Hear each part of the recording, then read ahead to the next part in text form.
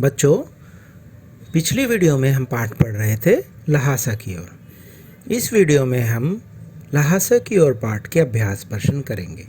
आइए इनको करते हैं।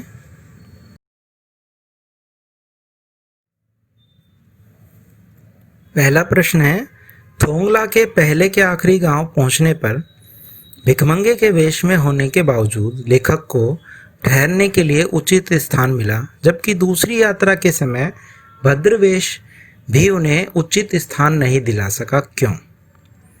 देखो, इसका मुख्य कारण क्या था? संबंधों का महत्व।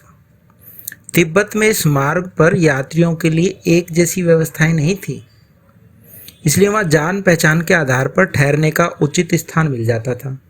पहली बार जब लेखक गया था तो उसके साथ बौद्ध भिक्षु सुमति थे और सुमति की वहां जान पहचान थी, पर जब वो 5 साल के बाद गए तो वहां बहुत कुछ बदल चुका था। भद्रवेश में होने के बावजूद भी उन्हें उचित स्थान नहीं मिला था। उन्हें बस्ती के सबसे गरीब झोपड़ी में रुकना पड़ा था। यह सब जो है उस समय के लोगों की मनोवृत्ति में बदलाव के कारण भी हुआ होगा। वहां के लोग जो है शाम होते ही छंग पीकर होश खो देते थे और सुमति भी उनके साथ नहीं था। यही इसका कारण है।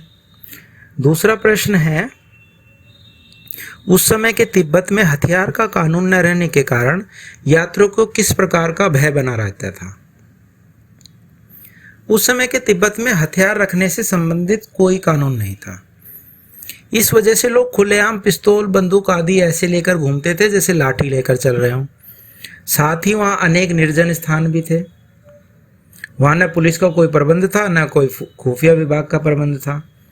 वहां डाकू किसी को भी पहले मार देते थे, फिर बाद में देखते थे कि उसके पास कुछ पैसे हैं या नहीं।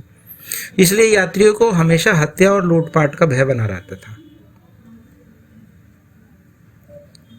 तीसरा प्रश्न है, लेखक लंगकोर के मार्ग में अपने साथियों से किस प्रकार पिछड़ गए थे?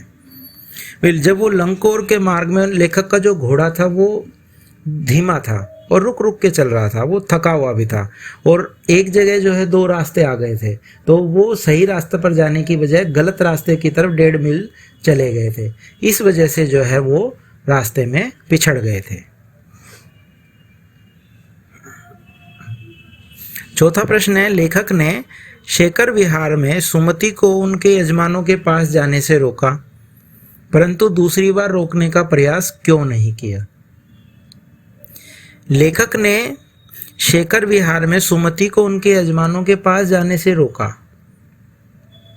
परंतु दूसरी बार लेखक जो एक मंदिर में रखी बुद्धवचन अनुवाद की हस्तलिखित पोथियां पढ़ रहे थे और वो उन्हीं में खो गए थे, हैं, उसमें मग्न हो गए थे।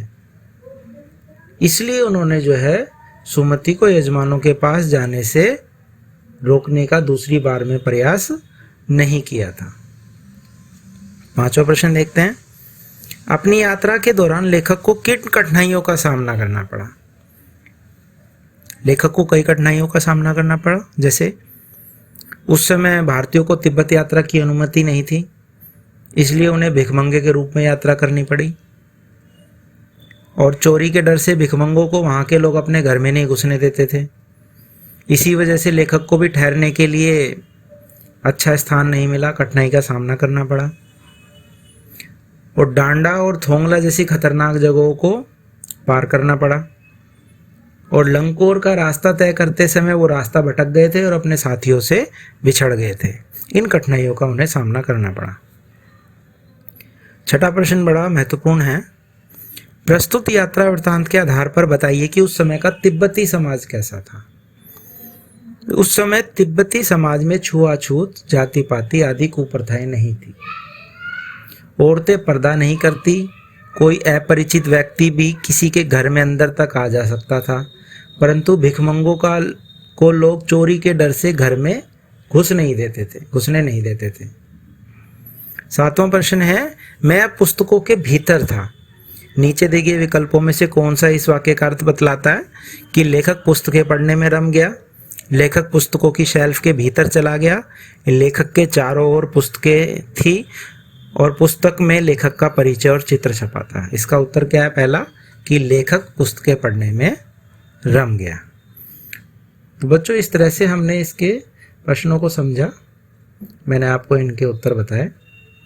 आशा करता हूँ कि आपको मेरी ये वीडियो पसंद आई होगी और ये लहासा की और पाठ आपको अच्छी तरह से समझ आ गया होगा।